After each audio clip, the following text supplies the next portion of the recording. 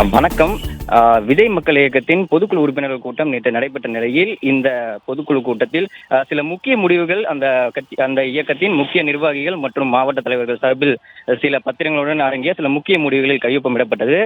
இந்நிலையில் இந்த முக்கிய முடிவுகள் குறித்தான இதன் அடுத்த கட்ட நகர்வாக விதை மக்கள் இயக்கத்தை கட்சியாக பதிவு செய்வதற்காக அக்கட்சி அந்த இயக்கத்தின் பொதுச் செயலாளர் புஷி ஆனந்த் தலைமையில் 5 பேர் கொண்ட ஒரு குழுவினர் வருகின்ற பிப்ரவரி 4ஆம் தேதி டெல்லி செல்ல இருக்கின்றனர்.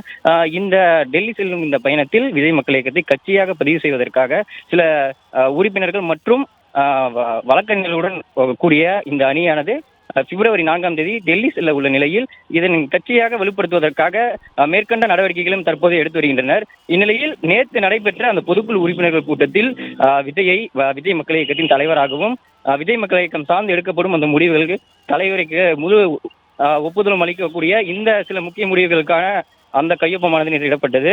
இந்நிலையில் அதே போன்று விஜய் மக்கள் இயக்கத்தின் கட்சியின் பெயரையும் சின்னத்தையும் மார்ச் மாதம் வழங்க உள்ளதாகவும், அதாவது இந்திய தேர்தல் ஆணையம் விஜய் மக்கள் இயக்கத்தின் கட்சியையும் பெயரையும் மார்ச் மாதம் வழங்க உள்ளதாகவும், அதன் பின்பு விஜய் மக்கள் இயக்கம் சார்பில் கட்சியையும் பெயரையும் தேர்ந்தெடுக்கப்படும் என்றும் தெரிவிக்கப்பட்டிருக்கிறது.